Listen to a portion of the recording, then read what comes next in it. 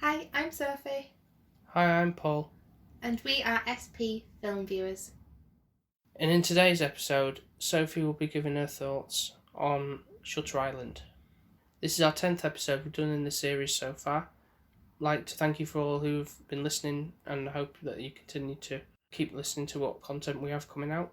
And this also coincides with this film in particular because it's the 10th anniversary of the film. But before we get into that, I thought we'd do a little mini review, spoiler free, of the film Parasite. Now, we thought this was going to be tricky, didn't we? Because I know I'm one that's a bit of a blabbermouth, and I go away with myself. This is why we watch really, really old films that everybody else has seen. Yeah. And I'm just the one that hasn't seen them. So it's going to be very, very vague because we will encourage anyone to go and see it. Yeah, I feel like I can't do it justice in describing how fantastic this film is. I'd highly recommend you go see it if you haven't seen it already. If you get the chance to go to your local cinema or independent cinema, wherever you go in to see, just go see it. Yeah, pretty much. I know sometimes people can get put off, like, oh, it's a subtitle movie, I can't be bothered sat there reading. It's not a very particularly difficult film to follow if you think about it in the sense of the story, what happens in the story. So no, it's not. And at the beginning, it is easy to kind of follow. It gets a bit more in depth, I would say, to the back end, obviously, when the story unfolds. yeah, But you've already got used to the fact that you're reading the subtitles by that point. yeah, it kind of you get in the flow of what's happening in the story, and you're gonna get engrossed. So it's a very intriguing watch, and I think it does show a little bit of a high class standard and a lower class standard. You do get that feel in the film of a family struggle. Yeah, that's basically what it boils down to at the end of the day. Yeah, and what some people have to do to get by in life. Yeah, not justifying that what they do is right, but that's all we'll say. Yeah. So I definitely go see it because I go in really open minded, because I thought when Paul said, "Oh, go see Parasite," and go in with as little knowledge as you can, and you'll be more surprised. So. Well, I thought it was about an alien or something initially. I was like, oh, Parasite or something. Yeah, it's kind like of a bug in your brain. A bit of an ambiguous title. So that's our little overview. Hopefully, maybe further down the line we can do a more in depth. Or rewatch at some point. Yeah, because I am sure there is something I have missed. There will be, yeah. I think you need multiple viewings. A bit like this film, Shutter Island. Yeah, I'd say. I think it kind of ties back somewhat well to this film. Are they both thrillers, would you say? I guess you could say they are, yeah. Drama, thrillers, yeah. Keep you on your toes. Yeah. Now, I think this is the most I've spoken through a film to you. I've been like, is he a baddie? Is she a goodie? What's going on? And I was kind of just verbalising what was going on in my head quite a lot for this film, for Shutter Island. And you had many questions. Oh, I had many, many questions. And then I was trying to plan out in my head my own little story, which I was way wrong. Wrong about what? Well, exactly? I don't know, actually. I'm going to give myself some credit. Right, okay. Because I thought somehow Rachel and his wife were one, but I'd got it in my head that people had told him that his wife had died. However, she'd got submitted to this, like, mental institution. So I thought he was going in there and he was going to stumble across his wife. Because I kept on thinking that this Rachel and the wife kind of had, like, similar roles, and she came up and then the stories were seeming similar. Yeah. However, that's not the case. But I understand why I think that now. Because jumping right to the end of the story, with Teddy being two different people, basically, in his own mind, apparently. Yeah. So this Rachel was a nurse to him. However, he twisted the fact that this nurse had done all the bad things his wife had done. So maybe that's where I'm seeing the keys with that. I thought they may have been one person. missing the complete fact that actually it was Teddy. That was the main character. Well, of course, it's Leonardo DiCaprio. But I was convinced he was an inspector and he wasn't mental. I was absolutely convinced. I was convinced his partner, the guy from Hulk, Mark Ruffalo, yeah. was his partner, and I was like, yeah, that is that. There's no ups and downs with that. They're both little detectives, like L.A. Noire, with the little books, finding all the clues. Yeah. It had that 50s style to it, and I was thinking, right, okay. Well, and in my head I'd got... Yeah, it was set in the 50s, yeah, so that's why we would have that. And it's like L.A. Noire with the two men. Yeah. And that's... So I was like, right, they are your detectives going to find out where this missing girl is. That was, to me, the story. Yep. And I was like, yeah, I get that bit. That bit didn't confuse me. Well, the ending... Well, I didn't know what to believe. Messed with your head a little. Massively. I was sat there and I was like, I don't know what I've just watched. I felt like there should have been another bit to it in my head because of how I'd interpreted and not seen the clues behind it. Right. So I was 100% convinced that the detective was the detective.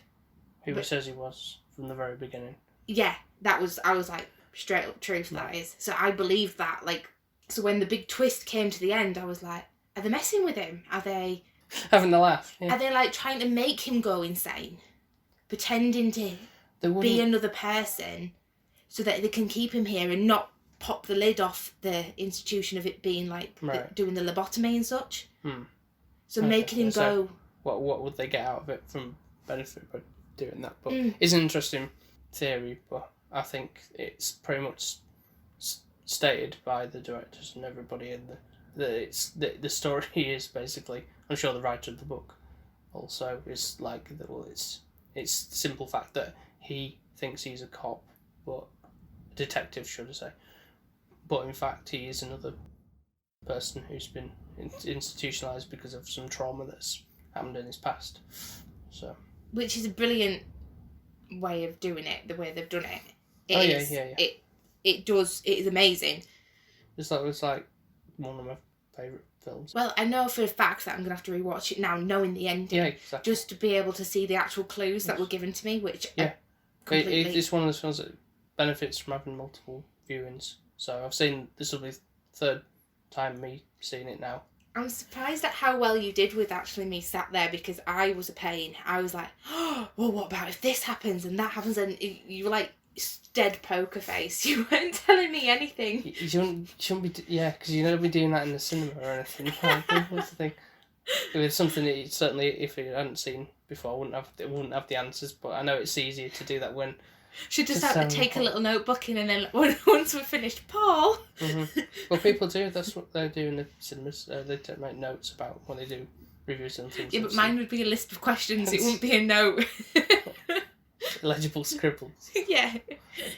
So I noticed also I was adamant that the Doctor, the guy that is the terrorist in Iron Man 2, 3.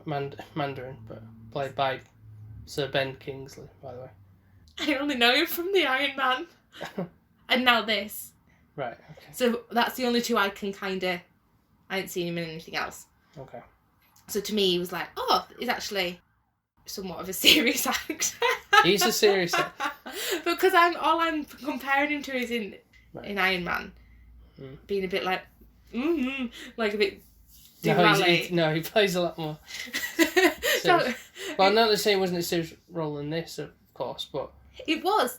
And so I was like quite impressed by his role, like how diverse he can be. So can Mark Ruffalo and Leonardo can be. Got another thing as well. I don't know if I'm not going to really put it out to you, but any girls that are listening to this, I'd be interested to know, would you want Leo or Mark Ruffalo? Because I know, for me personally, mine would be the Hulk. It would be. He just seems, I don't know, he just has a nicer face. He's not so, I don't know if it's because he's dark haired or what. He does have a kind of face than Leo's, I'll admit. But... Yeah.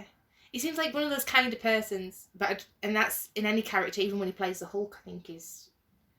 Maybe I just have a soft spot for the Hulk, I don't know. So, anyways, backtracking to the fact of the guy. That was the doctor. Yeah. I was adamant he was a baddie. I was convinced. It was like, he is literally making poor Teddy go insane. That's all I could think. And he was drugging him, giving him pills, giving him food that had drugs in it, giving him cigarettes that had drugs in it. Yeah. And I was like, yeah, don't eat anything now. Don't trust him. This place is dangerous and they want to keep you here because they've got secrets. However, the frustrating thing is, they did do lobotomies there, and what he was investigating was true. What was going to happen to him? Yeah. So he was right to undercover something in the end, because the ending still happened where it is a cruel place to go. Yeah, once you're in there, you're probably never going to get out, because what do you deem as It's normal at the end of the day, really? They're never going to believe, even if he was sane. Yeah. They're never going to believe in him. No. And the ending bit, for me, I thought he was acting, like I said, pretending he was this Andrew Latus to escape and blow the lid off. Yeah. And then it was that line where... What was it now? It was something, sort of paraphrasing, but something along the lines of, what would you rather, live as a monster or die as the good guy? Something along those lines. I can't remember more or less that. You took it a different way to me, because obviously of how I was interpreting the whole story in my head. Yeah. So I thought he meant being a monster, pretending to be a monster, pretending to be Andrew Latus, or being the good guy, being Teddy. Mm-hmm. So it was like, well, if I pretend to be Andrew Latus, everyone's going to think I'm a monster. Mm-hmm. And they're still, when I come out, they're still not going to believe the stories I say. Mm-hmm. Or do I pretend to be Teddy, and then they're going to think I'm insane anyways, and I'm not ever going to get out of here, kind of thing. Yeah. So I read it that way. But you were on about more of the fact of him being mentally ill, thinking he was somebody else to cover up all the past traumas he's had. So he was like, instead of being that monstrous person he is, to pretend to be a good guy. No, my thing was more as I saw it to be Liv being a monster, i.e. everybody else around me in this institution is a monster because you all know the secrets of what this place has. You're okay with doing all this stuff and just letting this happen, and he's dying the good guy knowing that he's doing the right thing, and he kind of sort of accepting his fate sort of thing, whereas but that kind of... What's frustrating is actually he is right. Yes, yeah. So there is some evil manipulation. Not from the doctor, the guy that's... No, he's got intention. He's that's why this whole experiment he's run with the running away with, like, you can pretend to be solving a case kind of thing to feel like this fantasy world that he's this delusion that he's in. But he seems like upset because like, oh, well, there was no curing him at the end when he like shaking his head, and it's like, no, he's still the same thing even when he admitted initially about all. But apparently he'd done that before, hadn't he? And then he backtracked again because it was easier for him to pretend he was Teddy than to even consider this Andrew Latus was himself.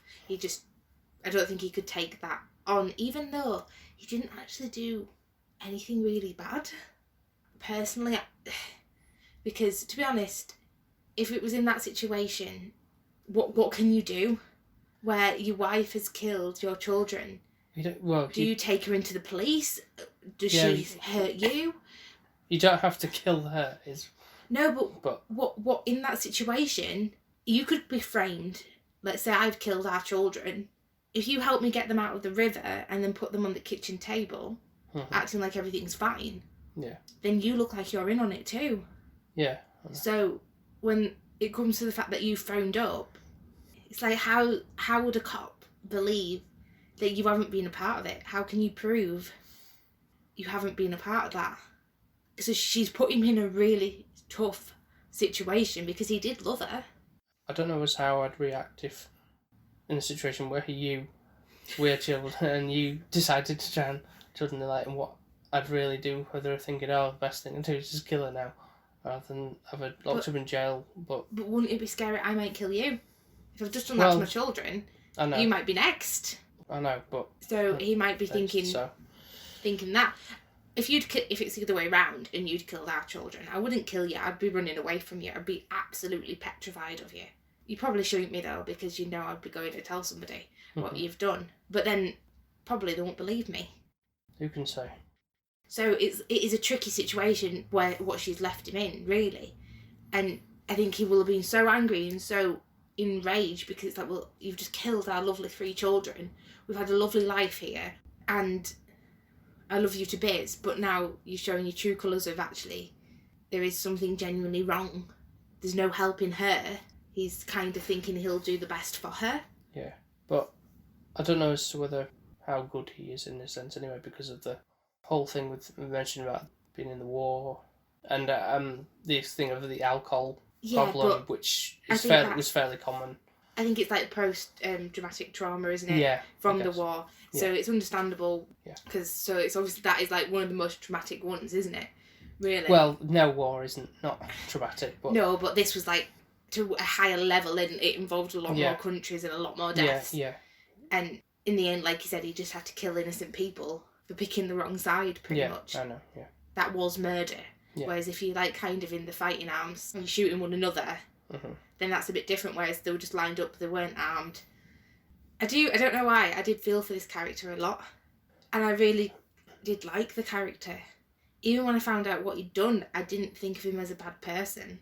Because it was like, you've just had a really hard life, really. You've had hard luck, and I understand why you'd want to. Of course, I didn't have to, but, that's just how the story plays out. But how would you react if you're angry and you've been in the war and you do know how to use a gun? It's like, if there's no saving her, I might as well just put her to rest as well, kind of thing. Yeah. Otherwise, she'd just be in a mental institution anyways. Yeah. So, he kind of rescued her from having a lobotomy. How kind of him, yeah. Just got to live with that old trauma, Well, it's her fault. I know.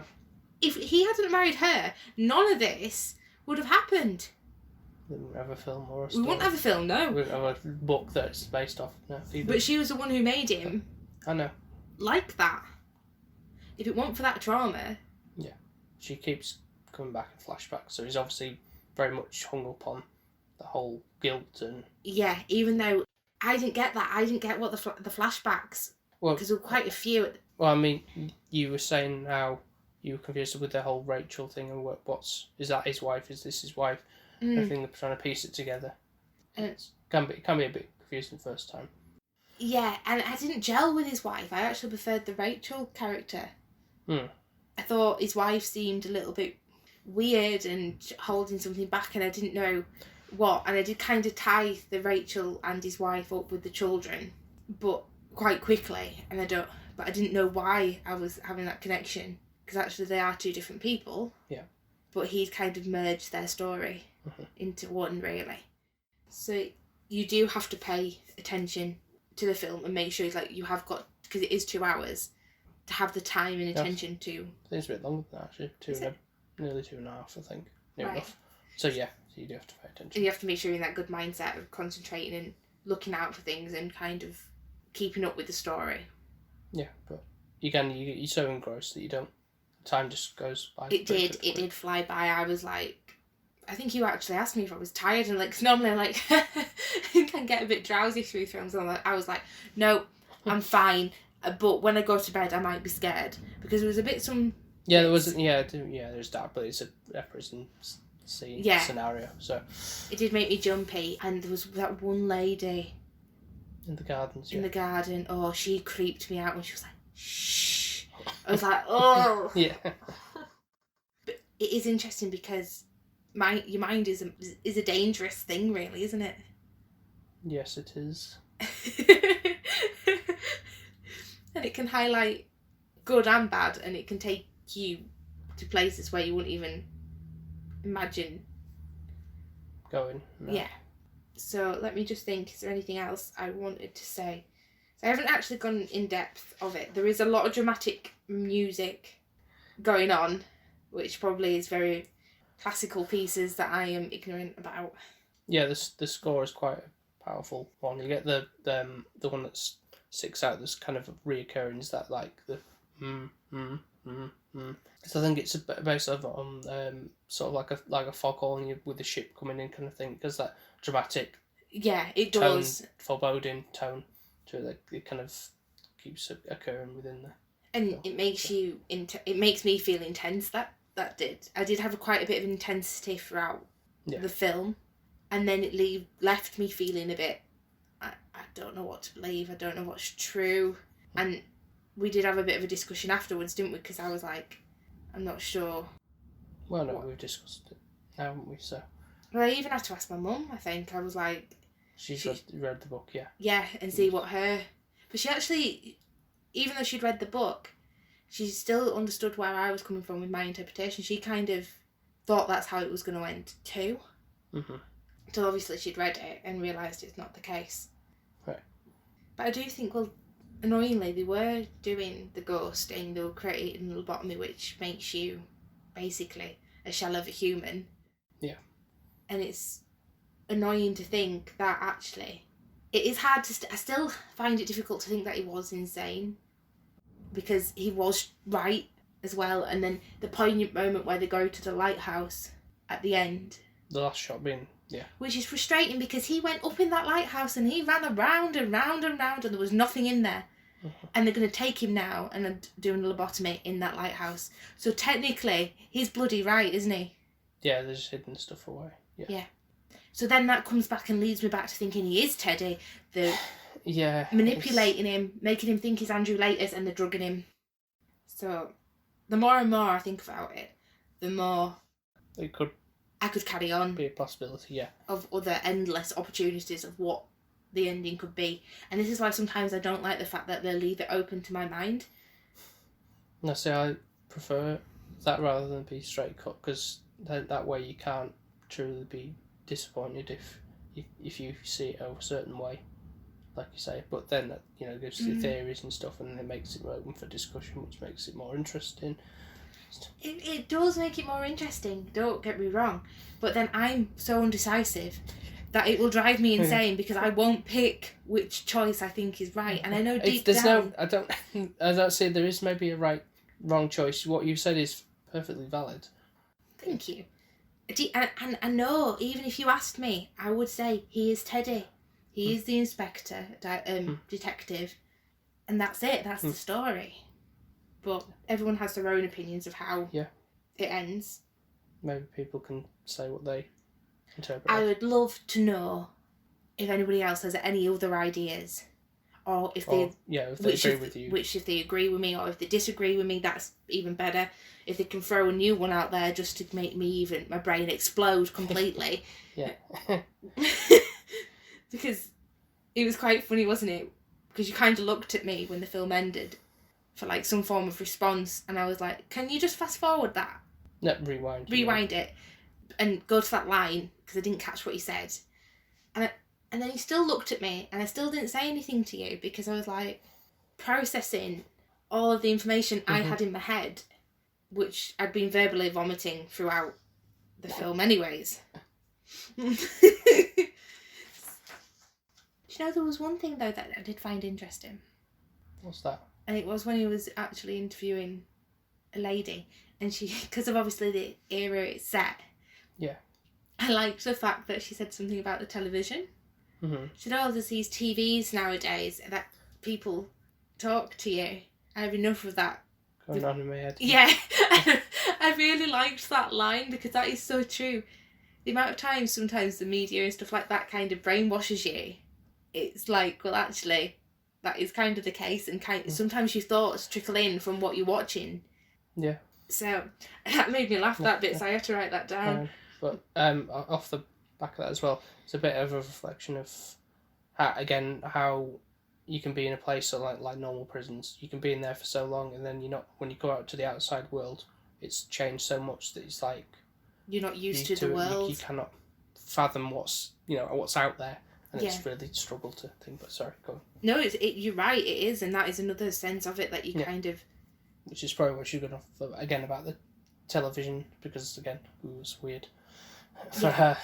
Because she's never going to get to see one anyways, or when she does come out, she's going to be really a lot older. Yeah. You know, like in normal life cases, it'll be like I don't know what to do. It's like it's kind of like the thing of, imagine if like your parents' era went in to prison, and then with all the technology that we've got now. Yeah. Because I know, like, obviously my parents struggle with technology and such. It's always going to be a generation thing, isn't it? But if you didn't have that at all. Yeah. Oh, so there was another bit that we had to rewind. And you pointed out, but I've not seen that before. But whether it was actually in fact a mistake in the. No, I don't know, because I then read it. Maybe she is insane, and she thought, right, I'll go. So basically, it's Mrs. Kearns.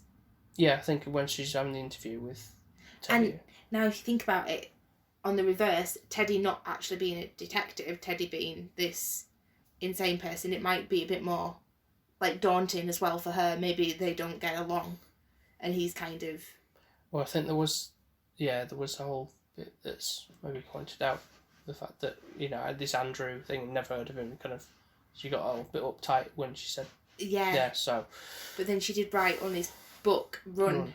As well, which is quite intriguing, actually, because I think she must know that he's probably where he's gonna end up if he carries on. Yeah, doing this. So.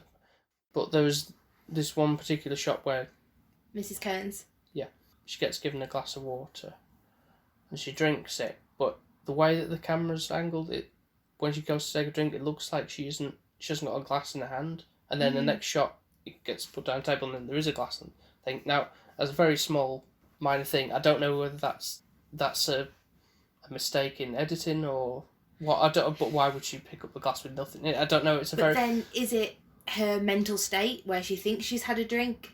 But why would she? And then puts the glass down, But there was a physical glass. Down there, so I don't know. That's just a very small thing. But I didn't know if it was the angle or not, because I was like, I'm pretty sure she's not holding a glass there. Yeah. And then we had to go back and have a look. I think we did it twice, didn't we, to make sure? We did it a couple of times, yeah. Just to see that. I'm like, no, she's not holding one. But then I didn't know if it was to add to the story, but I don't really know what value add it would have, really. No, it may just be a mistake. Maybe it was very just out of shot, because it was like a very low angle.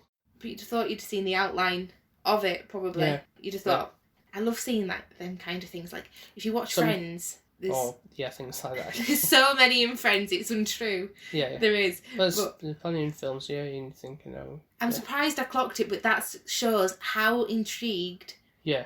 Because normally that would bypass me, I wouldn't even notice it. No. Do you think I've covered that in... I haven't gone in... There's too much to go, do Yeah, no. Yeah, I imagine most people have seen it, but if not, then it's definitely worth watching it one or a few more times. A few more times, because I want to watch it again, just to see if it changes my mind.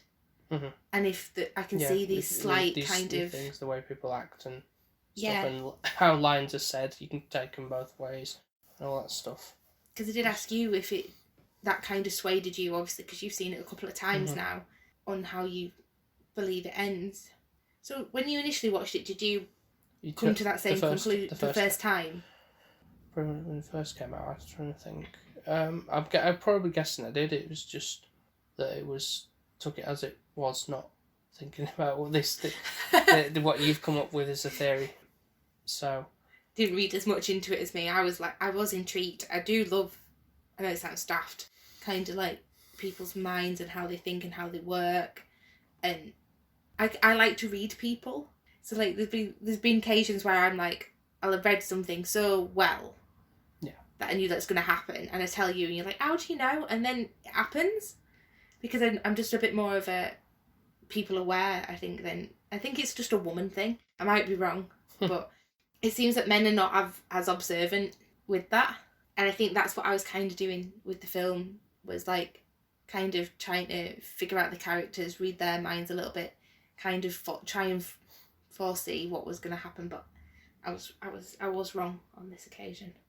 So as we said, definitely rewatch it again to clarify, and we might have to do a little blip thing, like for me to say once down the line that we have done it, if I do come up to a different conclusion or not. So I'll ask you, do you want me to rate it first? Yeah, we'll go to your rating of the film. Okay.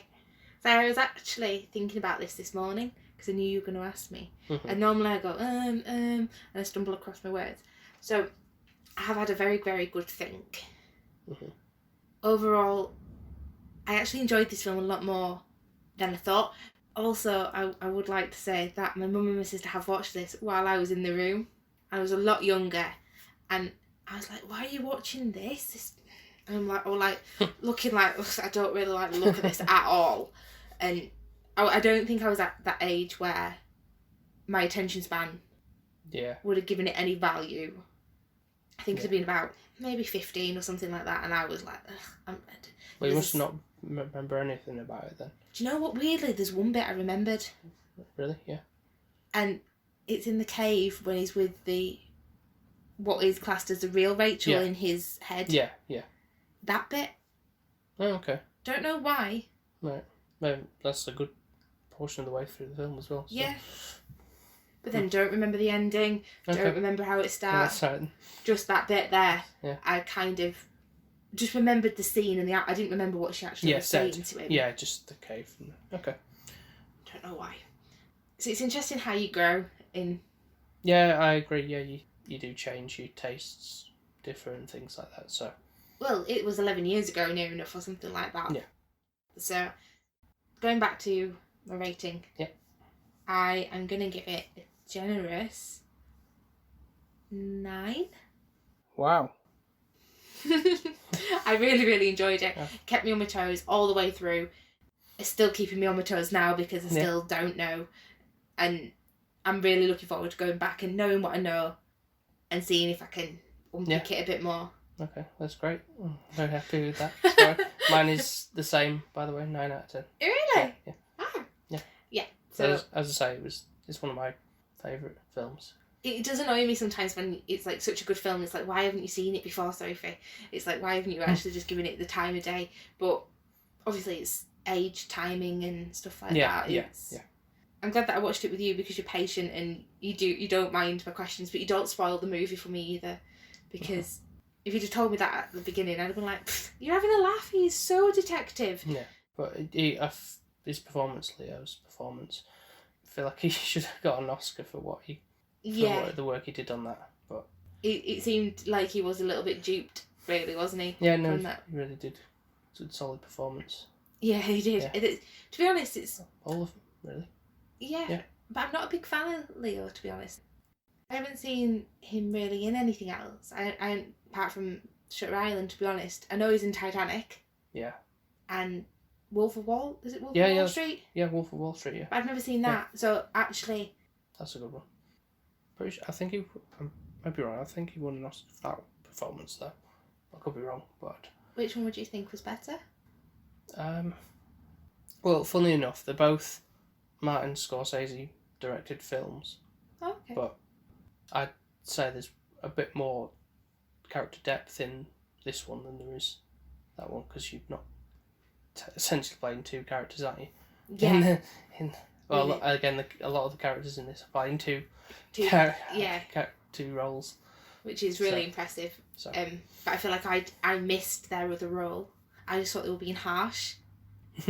So no, yeah. Maybe it's something that we need to kind of go back on and see. Yeah. The Wolf of Wall Street as well. Maybe at some point we can cover that. Yeah. 'Cause that's one I haven't seen. You never know. You might make me watch the Titanic, but you're not a fan, are you?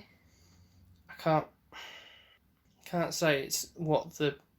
I didn't particularly find it engaging, really, a bit bloated, but I'm sure at some point down the line you can see what it's about, but you might love it, of course, but yeah, I'm not sure. Sold on it.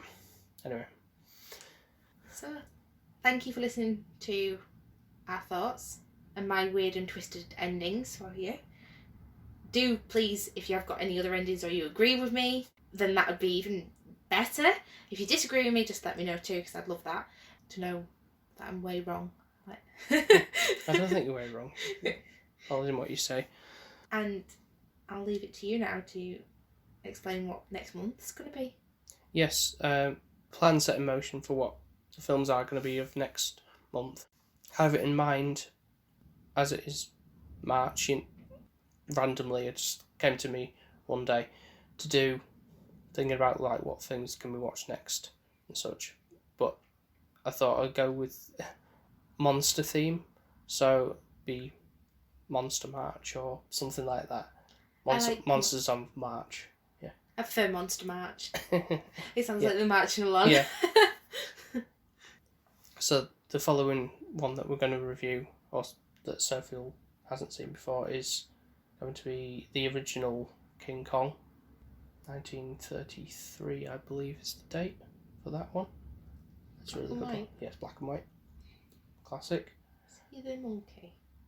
He is the monkey, yeah. I always get that confused with Godzilla. Well, funnily enough, we're also going to be reviewing that one at a later date within the month, but for next time, that'll be what we're covering. So, I know I'm going to get sad by it probably already. That is my envision. But we will leave it there, and I will complain if I do get saddened next time. Yeah. So, I'd like to thank you all for listening. I hope you've enjoyed our thoughts.